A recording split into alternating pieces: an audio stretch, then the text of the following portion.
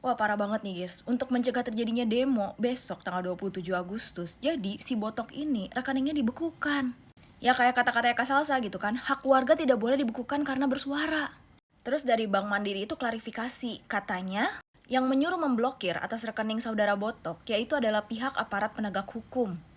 Hanya bisa berdoa untuk negeri ini semoga baik-baik saja. Tapi sebelum kita berkomentar lebih jauh, kita harus tahu dulu nih, siapa sih sebenarnya Supriyono alias Botok ini?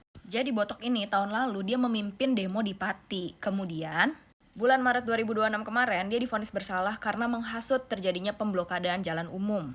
Dia mendapat pidana 6 bulan, tapi kemudian pidana ini digantikan dengan pengawasan selama 10 bulan, jadi nggak perlu masuk penjara.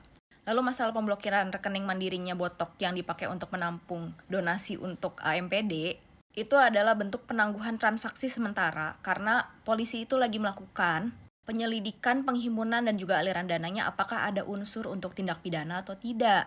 Kalau misalkan rekeningnya itu bersih alias gak ada unsur pidana dalam aliran dananya, berarti tanggal 28 Agustus rekeningnya bisa dibuka kembali.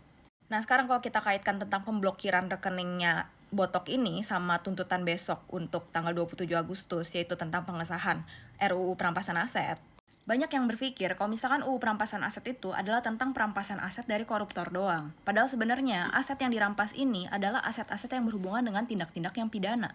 Jadi bukan kayak yang dibayangkan sama orang-orang kerennya UU perampasan aset tuh misalkan seorang koruptor sudah terpidana korupsi, berarti asetnya bisa langsung ditarik sama negara. Aset-aset yang dirampas dari UU perampasan aset ini itu harus dibuktikan dulu secara hukum apakah itu berhubungan dengan tindakan pidananya. Gimana mekanismenya dan apa aja yang terlibat dalam masalah tindak pidananya. Dan tentu semuanya harus melalui proses hukum terlebih dahulu. Jadi masalah pemblokiran rekeningnya Botok kali ini tuh menurutku agak ironi gitu. Karena dia dan AMPD kan pengennya supaya UU perampasan aset itu diresmikan. Tapi saat ini asetnya dia alias rekeningnya dia lagi diselidiki apakah memiliki unsur-unsur untuk tindakan pidana. Entah mungkin ada aliran dana yang tidak wajar, yang ilegal, atau mungkin juga aliran dana dari orang-orang yang menghasut untuk membuat provokasi di Jakarta. Ya saat ini semuanya masih diselidiki tentunya. Tapi kalau misalkan itu memang terbukti bahwa aliran dananya dia ini tidak bersih, Botok yang memperjuangkan supaya UU perampasan aset ini disahkan, malah mungkin bisa menjadi salah satu contoh dari gimana UU perampasan aset itu dilaksanakan. Jadi ya untuk saat ini, sebelum kita terburu-buru untuk bilang bahwa ini adalah pembungkaman, ya kita tunggu dulu lah gimana lanjutan dari penyelidikannya.